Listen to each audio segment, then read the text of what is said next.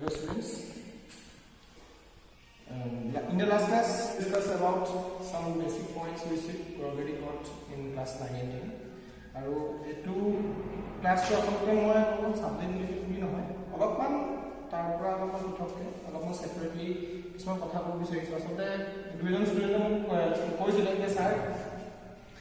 আমি যদি ফিউচাৰলি পলিটিকেল সায়েন্সটো লওঁ ভৱিষ্যতলৈ যদি পলিটিকেল সায়েন্সটো as a subject career option হিচাপে চুজ কৰি লওঁ তে আমি বেনিফিটটো কি হ'ব আমাৰ অৰ্থাৎ বেনিফিটছ উই হেভ গট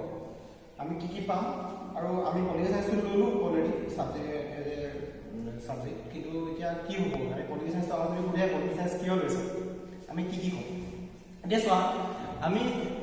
গম পাইছো আমি পলিটিকেল সায়েন্স সাবজেক্ট হিচাপে আমি এতিয়া পাইছো কিন্তু আমি অলৰেডি আমি কিছুমান বস্তু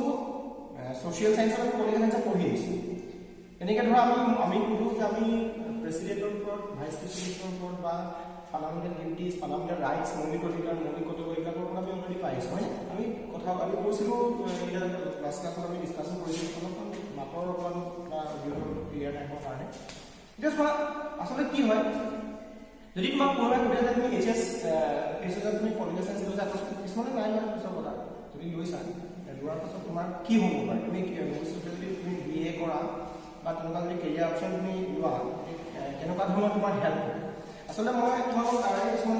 ক'বলৈ লৈছোঁ যে তুমি যদি এই যে কেৰিয়াৰ অপশ্যন তুমি পলিটিকেল সায়েন্স যদি লোৱা গতিকে চোৱা কি কি আছে আফটাৰ 12 তোমালোকে কি কৰিব পাৰিবা political science as a career option after 12 বাৰু তোমাৰ হাই ছেকেণ্ডেৰী কৰাৰ পিছত তুমি কেনেকুৱা ধৰণৰ তোমাৰ কেৰিয়াৰ অপশ্যন হ'ব এতিয়া চোৱা আমি যদি কৰিব বিচাৰোঁ যে আমি যেতিয়া আমি হাই ছেকেণ্ডেৰী কোৰ্সটা আমি কমপ্লিট কৰোঁ তাৰপিছত আমি জেনেৰেলি আমি বিচাৰোঁ যে আমি BA বা গ্ৰেজুৱেশ্যন কৰোঁ যিকোনো এটা ছাবজেক্টত আৰ্টছৰ বিষয়ে হওক ইকনমিক্স হওক পলিটিকেল হওক বা যিকোনো ছাবজেক্ট আমি যদি এজ এ কেৰিয়াৰ অপশ্যন হিচাপে পলিটিকেল সায়েন্সটো আমি লওঁ এতিয়া চোৱা কিছুমান বস্তু আমাৰ ইয়াত বেনিফিট আছে HSত পাই অহা বস্তুবিলাকে তোমালোকে নেক্সট তোমালোকে গ্ৰেজুৱেশ্যনত পাবা এতিয়া তোমালোকক মোক এটা আহিছে সুধিছে ছাৰ আমি যদি BA ইন পলিটিকেল সায়েন্স লওঁ বা মোৰ আগৰ ষ্টুডেণ্টে সুধিছে যে আমাৰ কেনেকুৱা ধৰণৰ বেনিফিট হ'ব গতিকে এই প্ৰথমটো আমাৰ BA আহিলে BA লগত তোমাৰ তুমি BAটো কমপ্লিট কৰাৰ পিছত বহুত বস্তু অপেন হৈ যায় বা তুমি গ্ৰেজুৱেশ্যন কৰাৰ পিছত অপেন হৈ যায় গ্ৰেজুৱেশ্যন কৰাৰ পিছত পলিটিকেল সায়েন্সৰ স্কোপটো সৰু হৈ থাকে কিন্তু গ্ৰেজুৱেশ্যন হাই ছেকেণ্ডেৰী কৰাৰ পিছত কিন্তু BA কৰাৰ পিছত তোমাৰ স্কোপটো অলপমান বহল হৈ যায় অকল যে পলিটিকেল সায়েন্স কৰিলে যে মই পলিটিকেল সায়েন্সতে পঢ়ি থাকিব লাগিব সেইটোও নহয় গতিকে BA কৰাৰ পিছত তোমাৰ ছেকেণ্ড অপশ্যনটো আহিব পাৰে তোমাৰ MA মাষ্টাৰ ডিগ্ৰী তুমি পলিটিকেল সায়েন্সত কৰিলা BA লগত MA আহিলে মই এটা অৰ্ডাৰ তোমালোকক বনাই দিছোঁ MA লগত তোমালোকে ধৰা ক'লে যে এইটো একচুৱেলি MA কৰাৰ লগে লগে টিচিং জবৰ কাৰণে তুমি এপ্লাই কৰিব পাৰা MA লগত তুমি যদি ভাবা যে মই MA কমপ্লিট কৰিলোঁ মই টিচাৰ এইটো জেনেৰেলি টিচাৰৰ কাৰণে মই কৰি আছোঁ টিচিং জবৰ কাৰণে যে মই MA কৰিলোঁ ইয়াৰ লগত মই কি কৰিব বিচাৰোঁ মই BA মই কৰিব বিচাৰোঁ যে আমি যদি টিচাৰ হ'ব বিচাৰোঁ টিচাৰ ইন হায়াৰ ছেকেণ্ডেৰী লেভেললৈ আমি টিচাৰ হ'ব আৰু নেক্সট তুমি বিচাৰা যদি যে নহয় মই কলেজ লেকচাৰ হ'ব বিচাৰোঁ বা ইউনিভাৰ্চিটি লেকচাৰ হ'ব বিচাৰোঁ তুমি তেতিয়া কি কৰিব পাৰা তুমি পাৰ্চুৱেট কৰিব পাৰা তুমি PhD বিলাক আহিব আজিকালি PhD MPhil বা SLAT or NET state level eligibility test আৰু national eligibility test এই দুটা তুমি ক্লিয়াৰ কৰিলে তুমি কলেজ বা ইউনিভাৰ্চিটি তুমি লেকচাৰ বা কি কয় এটা কোৱালিফাইড এক্সাম তুমি পাছ কৰিলা তুমি এপ্লাই কৰিব পাৰা এতিয়া চোৱা তুমি আৰু লগত তুমি কৰিব পাৰা ডি বুলি কয় এইবিলাক তুমি আপোনালোকে আচলতে যেতিয়া কিবা অপশ্যন হিচাপে তোমালোকে কেৰিয়াৰ অপশ্যন হিচাপে তোমালোকে কলেজ লেকচাৰটো পালাগে তোমালোকে এক্সপিৰিয়েঞ্চ হিচাপে তোমালোকে কিছুমান বস্তু লিটাৰেচাৰ তোমালোকে ডিলিট কৰিব পাৰা গতিকে এইবিলাক বস্তু আমি টিচিং ল'বৰ কাৰণে পালোঁ এতিয়া চোৱা এজ এ কেৰিয়াৰ অপশ্যন তোমালোকে আন এটা বস্তু বিচাৰিব পাৰা এইটো মই টিচাৰৰ কাৰণে ক'লোঁ নহয় এতিয়া তোমালোকে ভাবিলা যে BA মই কৰিলোঁ মই BA কৰি মই টিচিং লাইনত নাযাওঁ মই কি কৰিম competitive exam any competitive exam মই দিব বিচাৰিছোঁ BA কমপ্লিট কৰাৰ পিছত তোমালোকৰ জানা গ্ৰেজুৱেশ্যন কৰাৰ পিছত আমাৰ কম্পিটিটিভ এক্সামৰ আচলতে যিটো ৰাস্তা আছে সেইটো আমাৰ অপেন হৈ যায় এতিয়া তুমি BA কৰাৰ পিছত তুমি বিচাৰিছা নহয় মই চিভিল চাৰ্ভিচ এক্সামৰ কাৰণে প্ৰিপেৰেশ্যন কৰোঁ আৰু এইটো most important is that political সায়েন্সৰ মেক্সিমাম পাৰ্ট চিভিল চাৰ্ভিচ এক্সামত আছে আৰু কি হয় চোৱা ছায়েন্সৰ বেকগ্ৰাউণ্ড হওক বা তুমি ক'ব বিচাৰা কমাৰ্চৰ বেকগ্ৰাউণ্ড হওক যি বেকগ্ৰাউণ্ডে নহওক মেক্সিমাম ষ্টুডেণ্টছ যিসকলে চিভিল চাৰ্ভেণ্ট হিচাপে নিজকে বিচাৰে, নিজকে এজ এ কেৰিয়াৰ অপশ্যন হিচাপে বিচাৰে বা তেওঁলোকে কাম কৰিব বিচাৰে, তেওঁলোকে মেক্সিমামেই এখন পেপাৰ কমন লয় আৰু সেইখন হ'ল পলিটিকেল চায়েন্স পেপাৰ। পলিটিকেল চায়েন্সৰ বিভিন্ন পেপাৰ আছে, তাৰ ভিতৰত political science as a subject হিচাপে তেওঁলোকে চুজ কৰে। তেওঁলোকে বিচাৰে যে আমি পলিটিকেল চায়েন্সটো আমি কি কৰোঁ এজ এ পেপাৰ আমি লওঁ। কিন্তু তেওঁ চায়েন্সৰ ষ্টুডেণ্ট হয়, তেওঁ ধৰা ইঞ্জিনিয়াৰিং ষ্টুডেণ্ট হয়, তেওঁ চায়েন্সৰ ষ্টুডেণ্ট হয়, কমাৰ্চৰ হয়, তেওঁ কোনোবা চাৰ্টাৰ্ড একাউণ্টেণ্টো হয়, কিন্তু তেওঁ এজ এ ছাবজেক্ট তেওঁ কি লৈছে পলিটিকেল চায়েন্স, তেওঁ ছাবজেক্ট হিচাপে তেওঁ পলিটিকেল চায়েন্স চুজ কৰিছে। এতিয়া কি হ'ল তুমি এইটো আমি ক'লো চিভিল চাৰ্ভিচ মানে কি যে আমি জানো ষ্টেট লেভেলৰ চিভিল চাৰ্ভিচ ধৰা তুমি APSC Assam public service commission, তেনেকে তুমি ইউপিএসসি, ইয়াৰ পৰা যিসকল নিৰ্বাচিত হ'ব তেওঁলোকক কোৱা হয় সিভিল সাৰ্ভেন্ট, মানে সিভিল সাৰ্ভিস এক্সাম বুলি কোৱা হয়। তুমি বিএ কৰাৰ পাছত তুমি এই এক্সাম দুটাৰ কাৰণে প্ৰিপাৰেচন কৰিব পাৰা। আৰু benefit of political science is that যে তোমালোকে পলিটিকেল সায়েন্সৰ মেক্সিমাম বস্তু এই এক্সাম দুটা তুমি পাবাই, কোনো কথাই নাই। আৰু ভয় কৰিবলগীয়া বিষয় নহয়, ইয়াৰ মেথছ বা এনেকুৱা ধৰণৰ ৰিলেটেড বস্তু নাই। আৰু তুমি যিয়ে চিভিল সাৰ্ভেন্টক তুমি যদি মেইনছ বা তুমি প্ৰিলিম যদি ক্লিয়াৰ কৰা, প্ৰিলিমৰ পিছত প্ৰথমতে প্ৰিলিম আহিব, প্ৰথমতে মানে আৰম্ভণিটো আহিব, তাৰপিছত মেইনছটো আহিব। এতিয়া যেতিয়া তুমি এইটো ক্লিয়াৰ কৰিবা, তাৰপিছত তোমাক যেতিয়া যিকোনো ভাইভা বা এনেকুৱা ইণ্টাৰভিউলৈ মাতিব, পাৰ্চনেল ইণ্টাৰভিউলৈ, তেতিয়া তোমাৰ কি হ'ব, তোমাক ৰিলেটেড উইথ এই তুমি যে গৈ পেলাই যে কাম কৰিবা চিভিল সাৰ্ভেন্ট হিচাপে যে তুমি কাম কৰিবা, চিভিল সাৰ্ভেন্ট মানে সকলোৱে জানা যে আমি যিসকল আৰক্ষী বিষয়া দেখি আছো, উচ্চপদস্থ আৰক্ষী বিষয়া, হায়াৰ অফিচিয়েল বিলাক ডিচি হওক, এছডিচি হওক বা ডিএছপি হওক, যিসকল তুমি হায়াৰ অফিচিয়েল হওক, আমাৰ পুলিচ বিভাগৰ হওক বা আমাৰ এডমিনিষ্ট্ৰেটিভ লাইনৰ হওক, যিসকল হায়াৰ অফিচিয়েল হয়, সকলোবিলাক আমাৰ কি হয় ফ্ৰম তুমি ইউপিএছচি আৰু এপিএছচিৰ বিষয়াৰ নিযুক্তি দিয়া হয়। এটা কথাটো হ'ল তেওঁলোকে সদায় কি কৰিব লাগে, তেওঁলোকে গ্ৰাছৰুট লেভেলত কাম কৰিব লাগে। আৰু পলিটিকেল চায়েন্স এনেকুৱা ছাবজেক্ট যিটোৱে তোমাক সহায় কৰিব যে তুমি গভৰ্ণমেণ্টৰ যিবিলাক ফাংচন আছে, এইবিলাক বস্তু অলৰেডি তুমি বিএ লেভেলত তুমি পঢ়ি আহিছা, তুমি জানি আহিছা, গতিকে তোমাক সহায় কৰিব যে এই বস্তুবিলাকৰ ওপৰত তুমি আৰু ভালকে জানিব পাৰিছা আৰু ক'ব পাৰিবা, তোমালোকে মানুহৰ লগত কানেক্ট হ'ব পাৰিবা। কাৰণ চিভিল সাৰ্ভেণ্টবিলাক কি হয়, ডে টু ডে লাইফৰ লগত কানেক্টেড হৈ থাকে। তুমি যে ডিচি এজনৰ ওচৰত যিকোনো কামতে যাবলগীয়া হ'ব পাৰে। গতিকে এইকেইটা কথাৰ কি হ'ল, ইউপিএছচি আৰু এপিএছচি তোমালোকে এটা বেষ্ট কেৰিয়াৰ অপশ্যন হ'ব পাৰে পলিটিকেল চায়েন্স এজ এ যদি তুমি ছাবজেক্ট তোমালোকে লোৱা। মই এইটো নকওঁ যে বাকী অন্য ছাবজেক্টবিলাকে নোৱাৰে, পাৰে, কিন্তু পলিটিকেল চায়েন্সৰ বেনিফিটটো অলপমান ইয়াত বেছি। তুমি যাকে সোধা যিয়ে চিভিল সাৰ্ভেণ্ট এতিয়া কৰি আছে, চিভিল সাৰ্ভেণ্ট হিচাপে আমাৰ কাম কৰি আছে, তুমি যদি এছডিচি কোনোবা এজন লগ পোৱা, ডিচি এজন লগ পোৱা, তুমি সুধিব পাৰা। তেওঁলোকে এজ এ কেৰিয়াৰ যেতিয়া এক্সাম হৈছিলে, মেইনছ হওক বা প্ৰিলিম হওক, তেতিয়া তেওঁলোকে কি কৰিছে, এখন পেপাৰ লৈ তেওঁলোকে পলিটিকেল চায়েন্সৰ লৈছিলে। পলিটিকেল চায়েন্সটো সেইটো কাৰণে পঢ়িবলৈ যথেষ্ট ভাল, আৰু পলিটিকেল চায়েন্সটো ছাবজেক্টৰ লগত ৰিলেটেড কি হয়, আমাৰ ডে টু ডে লাইফৰ লগত কানেক্ট হৈ থাকে। সেইটো কাৰণে এইখন পঢ়িলে আমি বহুত বস্তু আমি জানো, গভৰ্ণমেণ্টৰ কিছুমান কেনেকৈ গভৰ্ণমেণ্টে ফাংচন কৰে, আমি ছ'চিয়েলি আমি কেনেকৈ কাম কৰিব লাগে, বা আৰ্টিকেলছ যিবিলাক আছে কনষ্টিটিউশ্যনাৰী সকলোবিলাক ইয়াৰ লগত ৰিলেটেড। তাৰপিছত তোমালোকে নেক্সট কেৰিয়াৰ অপশ্যন হিচাপে বাচিব পাৰা, যদি তোমালোকে ভাবা যে মই বিএ ইন পলিটিকেল চায়েন্স, তোমালোকে চোৱা এটা নেক্সট কেৰিয়াৰ অপশ্যন আছে LLB। তুমি বেচেলৰ অফ লেজিসলেটিভ, তুমি বেচেলৰ কৰিব পাৰা ল, তুমি বেচেলৰ কৰিব পাৰা, তুমি গ্ৰেজুৱেশ্যন কৰিব পাৰা LLB। আৰু সো তুমি আফটাৰ বিএ, তুমি যদি বিএ পলিটিকেল চায়েন্সত কৰাৰ পিছত তুমি LLB কৰিব বিচাৰা, তেতিয়া তোমাৰ হ'ব 3 ইয়াৰ্ছ LLB। আৰু যদি ভাবা যে নহয় মই LLB ইটো বেলেগ এটাও কৰিব বিচাৰো, গ্ৰেজুৱেশ্যন কৰাৰ পিছতে কৰিব পাৰো, সেইটো তুমি কৰিব পাৰা, সেইটো 5 ইয়াৰ্ছ হৈ যায়, সেইটো 5 ইয়াৰ্ছ হৈ যায়, সেইটো কয় BA LLB। মানে আমাৰ যিসকল উকিল, যিসকল লয়াৰ হয়, লয়াৰবিলাকে আমাৰ সদায় বেচেলৰ অফ লটো আমাৰ LLB বেছি আছে, BLLBতকে LLBটো বেছি আছে। তুমি BLLB কৰিব পাৰা, তুমি LLB কৰিব পাৰা। তুমি জেনেৰেলি গ্ৰেজুৱেশ্যন কৰাৰ পিছত মেক্সিমাম লোকে কি কৰে, LLB কৰে। গতিকে এইটো লগে তোমালোকক মই ক'লো। নেক্সট তোমালোকে as a career option next এটা বিচাৰিব পাৰা, সেইটো হ'ল তোমালোকে মাছ কমিউনিকেশ্যন বা জাৰ্নেলিজম বুলি কয় ইয়াক। মাছ কমিউনিকেশ্যন অৰ জাৰ্নেলিজম। সাংবাদিকতা মাস কমিউনিকেশন অৰ জাৰ্নালিজম এটা মাস কমিউনিকেশন অৰ জাৰ্নালিজম কি হয় হয় তুমি বিচাৰিব পাৰা এজ এ কেৰিয়াৰ অপচন কেলে চোৱা আজিকালি জানা আজিকালি সাংবাদিকসকলৰ তুমি যেতিয়া যিকোনো যেতিয়া কথা কয় বা হেৰি কৰে মেক্সিমাম তেওঁলোকৰ নিউজবিলাক কি থাকে চৰকাৰৰ ওপৰতে থাকে গভৰ্ণমেণ্টৰ ওপৰতে থাকে নহয় জানো এতিয়া গভৰ্ণমেণ্টৰ ওপৰত যেতিয়া থাকে তেওঁলোকে চব গভৰ্ণমেণ্টৰ বিষয়ে ক'ত পঢ়িলে পাওঁ অলৰেডি গম পালো পলিটিকেল চাইন্স নহয় জানো চৰকাৰৰ যিবিলাক ফাংচন আছে যিবিলাক আইডিঅলজি আছে আদৰ্শ আছে সকলোবিলাক পঢ়িলে আমি পলিটিকেল চাইন্স গতিকে আমি এজ এ BA কৰাৰ পাছত আফটাৰ BA কথা কৈ আছো মই after BA in political science কৰাৰ পাছত তোমালোকে মাছ কমিউনিকেশ্যন অৰ জাৰ্নালিজম তোমালোকে সাংবাদিকতা যিটো পাঠ্যক্ৰম আছে তোমালোকে এজ এ কেৰিয়াৰ অপশ্যন তোমালোকে চুজ কৰিব পাৰা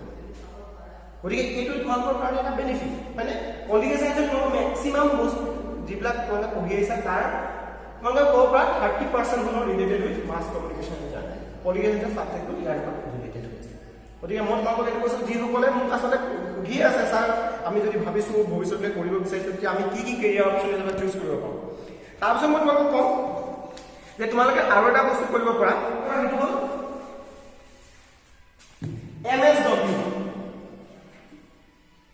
আৰু এটা কেৰিয়াৰ অপশ্যন হিচাপে তোমালোকে চুজ কৰিব পৰা after BA in political science সেইটো হ'ল MSW আপোনাৰ আৰু এটা আছে তোমালোকে বেচেলাৰটো কৰিব পৰা BSW bachelor of social work বা MSW masters of social work masters of social work তোমালোকে কি কৰিব পাৰা ছ'চিয়েল ৱৰ্কত তোমালোকে কি কৰিব পাৰা মাষ্টাৰ্ছ কৰিব পাৰা আৰু মাষ্টাৰ্ছটো কৰাৰ লগে লগে পলিটিকেল চাইন্সত তোমালোকে যদি গ্ৰেজুৱেশ্যন কৰা হয় তোমালোকে হেল্প হয় তোমালোকে যাকে নহওক মাষ্টাৰ অফ ছ'চিয়েল চাইন্স কৰা যিকোনো ছাবজেক্টৰ মানুহে কৰিব পাৰে কিন্তু এইটো কথা নহয় কিন্তু পলিটিকেল চাইন্সৰ ব্যক্তিসকলৰ বা পলিটিকেল চাইন্সৰ ষ্টুডেণ্টসকলৰ বাবে এইটো বেনিফিট হয় মাষ্টাৰ্ছ অফ ছ'চিয়েল ৱৰ্ক গম পালা গতিকে এইখিনিয়ে মই কৈছো যে তোমালোকে কেৰিয়াৰ অপশ্যন কি কি চুজ কৰিব পৰা after BA in political science যিসকলে সুধি আছিলা তোমালোকে জানিব বিচাৰিছা মই সেইটো কথা কৈছো এতিয়া বাকীবিলাক পিছত কম বাৰু এতিয়া তোমালোকক মই টিচাৰৰ কথাটো ক'লোৱে মই তোমালোকে টিচাৰ হ'বলৈ হ'লে কি কৰিব লাগিব BA কৰিব লাগিব তাৰপিছত MA কৰিব লাগিব তাৰপিছত PhD বা MPhil কৰিব লাগিব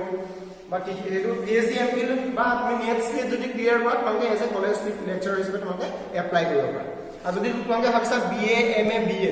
যিসকলৰ আছে তেওঁলোকে HS লেভেললৈকে হাই ছেকেণ্ডেৰী লেভেললৈকে আজিকালি জানা টেটৰ মাধ্যমেৰে টেট এক্সাম হয় হাই ছেকেণ্ডেৰী লেভেলত হওক বা হাইস্কুল লেভেলত হওক এই টেটৰ মাধ্যমেৰে তোমালোকে কি কৰিব পাৰা নিজকে কোৱালিফাইড হিচাপে তোমালোকে এখন হাই ছেকেণ্ডেৰী লেভেলৰ এখন স্কুলত হাই ছেকেণ্ডেৰী এখনত তোমালোকে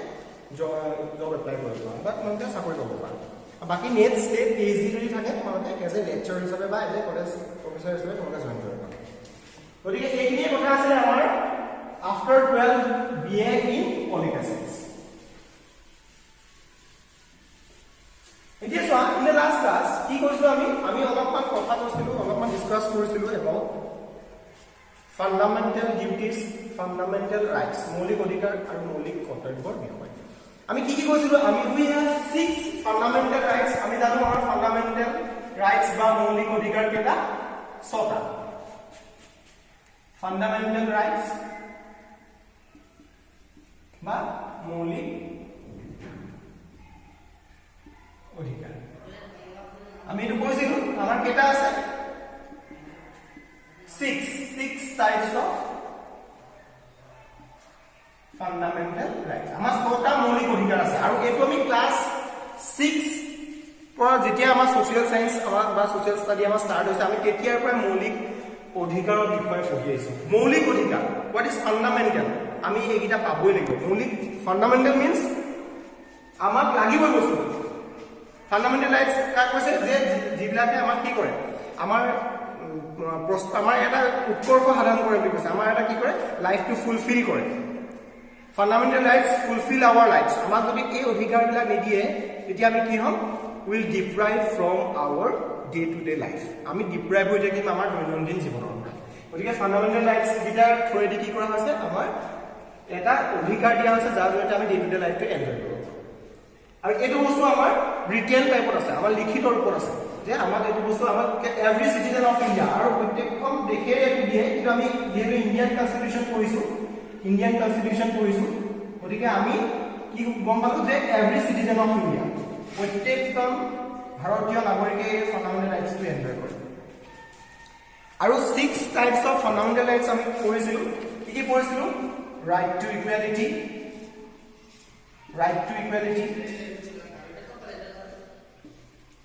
এটো কি কিমান হয় 14 টু 18 মানে আৰু ফাণ্ডামেণ্টেল ৰাইটছটো আমি কিমানৰ পৰা কিমানলৈ আছে বুলি কৈছিলো 12 টু 32 আৰু এটা আৰ্টিকল মই আছে কি আছে 226 right to equality asile right to freedom asile hane right to freedom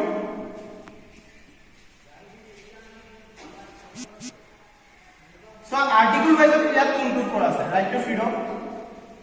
from 19 to 22 ami ekita bostu pori already ami gom palo kintu tumaloke janane each and every article has its own criteria kisman nijor criteria ase কেনেকুৱা ধৰণৰ যে article 14 ত কি include কৰা আছে 15 ত কি include কৰা আছে 16 ত কি ইনক্লুড কৰা আছে তোমালোকৰ কোৱেশ্চন বিলাক কেনেকৈ ধৰণে আহে যে explain article 14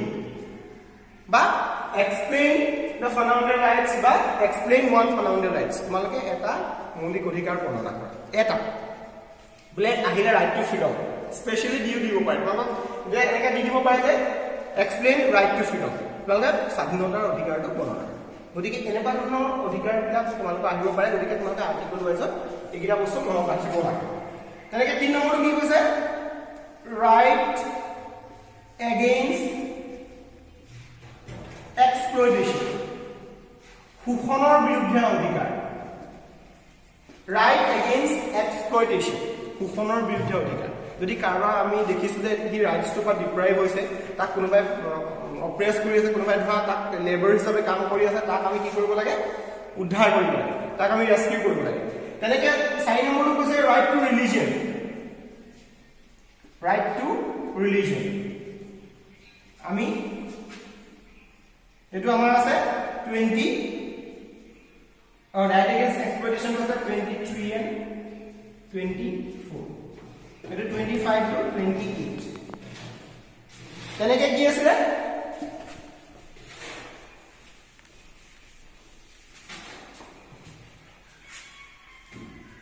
Fifth to asle ki right to educational and cultural rights educational and cultural rights it was like 29 and 30 and last one ki asle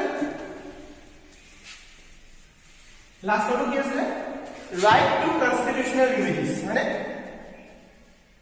right to constitutional remedies it was like 32 and 226 32 and 226 article এটো বস্তু include কৰা আছে মানে এটো সাংবিধানিক অধিকাৰৰ অধিকাৰ এটো কি শিক্ষা আৰু সাংস্কৃতিক অধিকাৰ right to education and cultural rights means শিক্ষা আৰু সাংস্কৃতিক অধিকাৰ আৰু এটো কি সাংবিধানিক অধিকাৰৰ অধিকাৰ আৰু এটো মই কৈছিলো কি heart and soul of Indian constitution ইয়াক কি বুলি কৈছে এটো মোস্ট ইম্পৰ্টেন্ট ইয়াক কি কয় হৃদয় আৰু আত্মা বুলি কৈছে এইকেইটা বস্তু আমি পাই আহিছো ক্লাছ 9 10 ত মনত থাকিব লাগে হয়নে আমি এইবিলাক মনত থাকিব লাগে heart and soul of Indian হৃদয় আৰু আত্মা বুলি কৈছে এটা মানে পাই আছে হয়নে এতিয়া চোৱা এইটা বস্তু আমি পাই অহা বস্তু আমি ক্লাছ 11 ত আমি পঢ়িলে আৰু এইকেইটা তোমালোকে যদি ভৱিষ্যতে যিকোনো তোমালোকে কম্পিটিটিভ এক্সামত ইয়াৰ পৰা মিনিমাম দুটা হলো কোৱেশ্চন তোমালোকে আহিব মিনিমাম দুটা আহে যে তোমালোকে সুধি আহো which article is called as heart and soul of Indian constitution তোমালোকে ক'ব পাৰা যে right to constitutional liberty সাংবিধানিক অধিকাৰটো কি হৃদয় আৰু আত্মা বুলি কৈছে গতিকে এই সকলোবিলাক তোমালোকে মনত ৰাখিব লাগিব মিনিমাম এটা হলো তোমালোকে আৰ্টিকল 6 জন মনত ৰাখিব নোৱাৰিলে তোমালোকে ৰাইটস কিটা তোমালোকে মনত ৰাখিব ঠিক আছে গতিকে এইটো আছে ফাণ্ডামেণ্টেল ৰাইটস তোমালোকে পাই অহা বস্তু তোমালোকে আৰু এটা বস্তু পাই যাম অলৰেডি আমি ডিসকাস কৰিছো সেইটো হল মৌলিক কৰ্তব্য বা ফাণ্ডামেণ্টেল ডিউটিজ মৌলিক কৰ্তব্য এতিয়া চোৱা মৌলিক কৰ্তব্য মানে কি আমি এইখিনি কাম সদায় কৰিব লাগিব we have to obey these duties আমি ৰেসপেক্ট কৰিব লাগিব আমি পালন কৰিব লাগিব সো বেসিক্যালি ফান্ডামেন্টাল ডিউটিজ কি হৈছে উই কান্ট ইগনোৰ আমি কেতিয়াও ইয়াক আঁতৰ কৰিব নোৱাৰো So basically fundamental duties for in Indian there are 10 fundamental duties in Indian constitution. 10 ta fundamental duties asile. Now it is 11 fundamental duties. Notun keta include kora. Let's go. Tar bidor gote 10 ta kora mona thakibo nalage. Tar bidor eta very important fundamental duties is there. Je kuntu notun ke fundamental duties include kora hoy. There are 11 fundamental duties. 11 ta duties ase mo koisu. 11টা আমাৰ duties আছে fundamental duties মৌলিক কৰ্তব্য আমাৰ কিবা 11টা এতিয়া 11টা মৌলিক কৰ্তব্যৰ ভিতৰত আমি বেসিক্যালি আমি মনত ৰাখিব লাগে মিনিমাম আমি 4টা 1 2 3 আমি 4টা মনত ৰাখিব লাগে এই 4টা আমি কি মনত ৰাখিব লাগে এটা আমি মনত ৰাখিব লাগে প্ৰথমটো যে obey and respect our national flag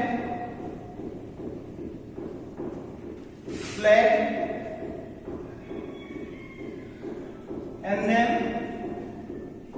গতিকে এইটা বস্তু আমি ন্যাশনাল এন্থেম হওক বা ন্যাশনাল ফ্ল্যাগ হওক এইটা আমি রেসপেক্ট আৰু অবে কৰিব লাগে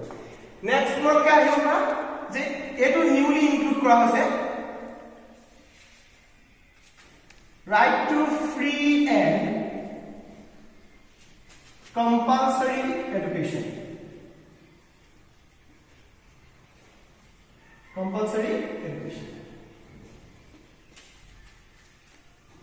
from 6 to 14 years of age 6 পৰা 14 বছৰ শিশু কি কৰিবলৈ কৈছে বিনামূলীয়া আৰু বাধ্যতামূলক শিক্ষা প্ৰদান কৰিবলৈ কৈছে বিনামূলীয়া আৰু বাধ্যতামূলক শিক্ষা কাক প্ৰদান কৰিবলৈ কৈছে 6 পৰা 14 বছৰ শিশু এটো নিউলি ইনক্লুড কৰা হৈছে it is already included in fundamental rights এটো অলৰেডি ইনক্লুড কৰা আছে বাট in the year 2002 কি কৰা হল ইয়াক ইনক্লুড কৰা হল কত ফান্ডামেন্টাল ডিউটিজ গতিকে এইটো এটা আমাৰ কি ডিউটিজ আৰু there is a difference between fundamental rights and fundamental duties কি fundamental rights dissolve during the time of emergency এতিয়া জৰুৰীকালীন অৱস্থা চলি থাকে এতিয়া ফান্ডামেন্টাল ৰাইটস আমাৰ অধিকাৰখিনি কি হয় ডিপ্ৰাইভ হৈ যায় খৰ্ব হৈ যায় বাট ফান্ডামেন্টাল ডিউটিজ কেতিয়াও কি হয়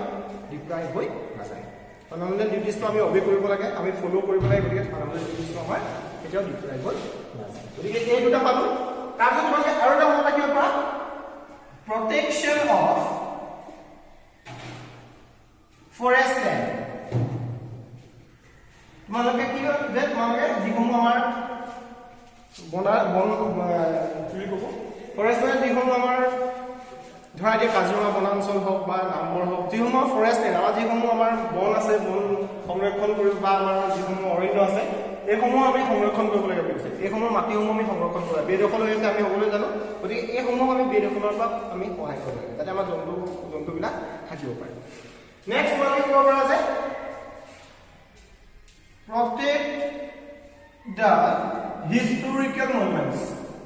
protect the historical monuments আমি কি কৰিব লাগে আমি পুৰণি কীৰ্তিচিহ্ন দেখিছা তোমালোকে বাবাখান এতিয়া বাবাখান তোমালোকে যদি আহিছা তোমালোকে দেওপাহাৰ যদি আহিছা বা নিগেটিভ শিৱদৌল হওক বা তোমালোকে শিৱসাগৰ যদি গৈছা কি কৰিছে আৰ্কিঅলজি যিটো আমাৰ ডিপাৰ্টমেণ্ট আছে যি আমাৰ পুৰাতত্ব বিভাগ আছে বা আমাৰ যিসমূহ আমাৰ হিষ্টৰিকেল মনুমেণ্টছ আছে এই মনুমেণ্টছসমূহ কি কৰিছে আমাৰ সংৰক্ষণ কৰিছে হয় সংৰক্ষণ কৰিছে যে মানুহবিলাকে চাব পাৰে যাতে আমাৰ পিছৰ প্ৰজন্মই যাতে জানে আৰু আমাৰ এক্সামতো এইবিলাক বস্তু ৰিলেটেড কৰি আহে গতিকে তোমালোকে বেছিকেলি ফান্ডামেন্টাল ডিউটিজৰ এই 4টা তোমালোকে মনত ৰাখি ল'ব আৰু যদি এইকেইটা মনত ৰাখা ফান্ডামেন্টাল ৰাইটছ আৰু ফান্ডামেন্টাল ডিউটিজ তোমালোকে পলিটিকেল সায়েন্সৰ প্ৰায়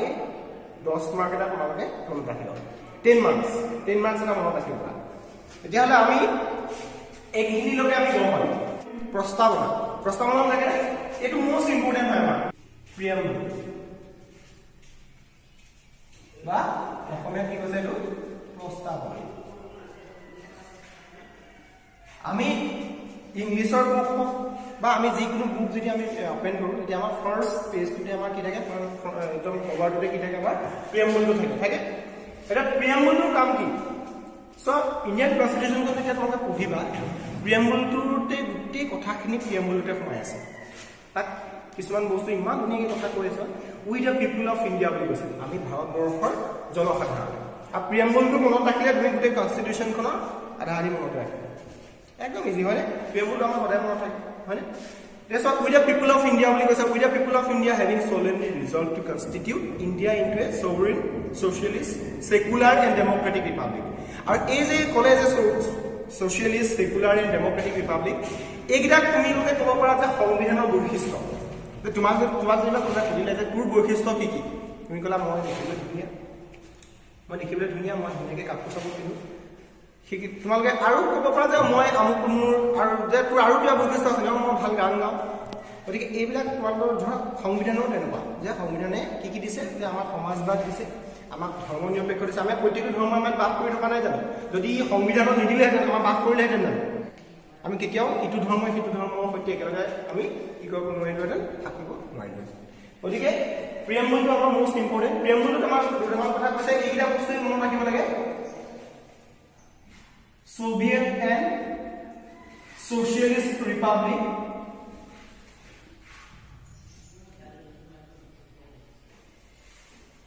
তাৰপিছত কি কৈছে সেকুলাৰ এই ওয়াৰ্ডটা তোমাৰ খুব জনপ্ৰিয় শব্দ হয় আৰু এইটা বস্তু তোমালোকে মনত ৰাখিব লাগে সেকুলাৰ ধৰ্মনিৰপেক্ষ গণতান্ত্ৰিক গণৰাজ্য বা সমাজবাদী ৰাষ্ট্ৰ বুলি কৈছে ধৰ্মনিৰপেক্ষ বুলি কৈছে তাৰপিছত কৈছে কি Democratic Republic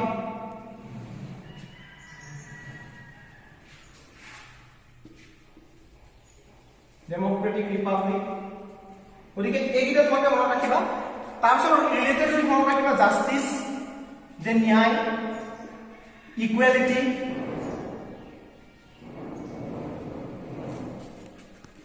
ফ্ৰেটাৰ্নিটি ভাতৃত্ববোধ এইকেইটা তোমাকে পাই আহিছা মানে ন্যায় সমতা ভাতৃত্ববোধ পাই আহিছা গতিকে এইকেইটাৰ ওপৰত আমি গোটেই পেপাৰখন আমাৰ পঢ়িবলৈ পাম যে কিনো ন্যায়নো কাক হয় সমতানো কাক হয় ভাতৃত্ববোধনো কাক হয় গতিকে এইকেইটা বিষয়ৰ ওপৰতে তোমালোকে আমাৰ গোটেই সংবিধানখন আমাৰ আৰু তোমালোকে অলৰেডি 19ত পাই আহিছা মই এইটো ভালকৈ জানো গতিকে আমি যদি কাৰোবাক যদি ক'বলৈ যাওঁ ঐ তো কিন্তু মোৰ লগত অন্যায় কৰিলি কৰ না অন্যায় কৰিলি তো মই ইনজাষ্টিছ কৰিছোঁ গতিকে সেই ইনজাষ্টিছ যে আমি ৱৰ্ডটো ক'লোঁ যে গতিকে এইটো ইয়াৰ লগত হৈ আছে আমাৰ খালি আমি জেনেৰেলি আমি কি হয় আমি এইবিলাক অলপমান যদিও আমি ফৰ্মেলি কথাটো নকওঁ সেইটো ইনফৰ্মেল টাইপৰ হৈ যায় কিন্তু জাষ্টিছ ৱৰ্ডটো আমাৰ কনষ্টিটিউশ্যনত ইনক্লুড আছে ইকুৱেলিটি ঐ মোক সমান লাগিব কিন্তু মোক যিকোনো বস্তু এটা তুমি যেনিবা ভাগ কৰিছা তুমি যে কোৱা ঐ মোক সমান লাগিব সমান কি লাগিব যে তোৰ আধা পা মোৰো আধা পা মই সমান সমান হ'ব লাগিব গতিকে তই বেছিকৈ খাই পেলাই মই এইটো ঘৰতো হয় আমাৰ গতিকে এইবিলাক যদিও ইনফৰ্মেল হয় কিন্তু ইয়াত কনষ্টিটিউশ্যনত ইনক্লুড কৰিব লাগে ফ্ৰেটাৰ্নিটি তোমাৰ যে ইজনে সিজনে আমি হিন্দু মুছলমান কোনো বাছ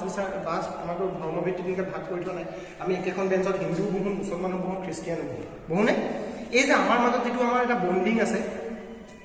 ফ্ৰেণ্ডশ্বিপৰ যিটো বণ্ডিং আছে ইট ইজ কল্ড ফ্ৰেটাৰ্নিটি ভাতৃত্ববোধ ইটোৰ প্ৰতি সিটো ভাল পাওঁ ইট ইজ কল্ড ফ্ৰেটাৰ্নিটি গতিকে এইকেইটা বস্তু ইমান ৰিলেটেড বস্তু আমি পঢ়িবলৈ পাম আৰু ছ'চিয়েল চায়েন্স পঢ়াৰ লগে কি হ'ব আমি আৰু বেছি কনচিয়াছ কি হ'ম আমি ছ'চাইটিখনৰ প্ৰতি কনচিয়াছ হ'ম আমি আৰু বেছি বস্তু জানিম আমাৰ মাজত আৰু বেছি কি হ'ব এটা ফ্ৰেণ্ডশ্বিপৰ আৰু এটা বেছি বণ্ডিং ক্ৰিয়েট হ'ব আৰু এই পলিটিকেল চায়েন্সটোৱে তোমালোকক এটা বস্তু তোমালোকক ক্লিয়াৰলি শিকাই দিব যে তোমালোকে যি বস্তুবিলাক জানাই অলৰেডি সেই বস্তুবিলাকে আমি পঢ়িব পাই আছোঁ ছ'চিয়েল চায়েন্সখনত যিবিলাক বস্তু আমি পাইছোঁ সেইবিলাকে আমি সমাজখনতো কোৱা নাই তোমালোকে প্ৰধানমন্ত্ৰীৰ কথা শুনিছা হয় আছে প্ৰধানমন্ত্ৰী আমি সকলোৱে জানো ৰাষ্ট্ৰপতিৰ কথা শুনিছা আছে ৰাষ্ট্ৰপতিৰ কথা কিন্তু আমি এইটো নাজানো যে তেওঁ কি মাধ্যমেৰে তেওঁ নিৰ্বাচন কৰা হয় কি মাধ্যমেৰে তেওঁ তেওঁ কোৱালিফিকেশ্যন কি তেওঁৰ যোগ্যতাটো কি এই সকলোবিলাক বস্তু আমি পঢ়িবলৈ পাম ক'ত ইণ্ডিয়ান কনষ্টিটিউশ্যন আৰু ছেইম আমাৰ এইখনত ৰাজনৈতিক তত্ত্বখনত এইবিলাক বস্তু জাষ্টিছ ইকুৱেলিটি ফ্ৰেটাৰ্নিটি কাক কাক দিব লাগে কোনে কোনে পাব এই সকলোবিলাক বস্তু আমি ইয়াত পঢ়িবলৈ পাম গতিকে তোমালোকক মই এইখিনি ক'লোঁ আজি কেৰিয়াৰ অপশ্যন হিচাপে তোমালোকে আফটাৰ BA তোমালোকে কি কৰিব পাৰা তোমালোকে কিছুমানে মোক সুধি আছিলে আজি আচলতে সেইটোৱে আছিলে তাৰপিছত তোমালোকে মোক ক'লোঁ ফাণ্ডামেণ্টেল ডিউটিজ বুলি যিখিনি তোমালোকে অলৰেডি পাই আহিছা যিসমূহ আৰু তাৰপিছত আমি ফাণ্ডামেণ্টেল ৰাইটছখিনিৰ ওপৰত অলপমান ক'লোঁ আৰু মই ক'লোঁ যে কেৰিয়াৰ অপশ্যন হিচাপে তোমালোকে কি চুজ কৰিব পাৰোঁ যে তোমালোকে কেৰিয়াৰ অপশ্যন BA পলিটিকেল চায়েন্সত মোক বহুতে সুধি আছিলে যে 2-4জনে মেছেজ কৰিছে ছাৰ আমি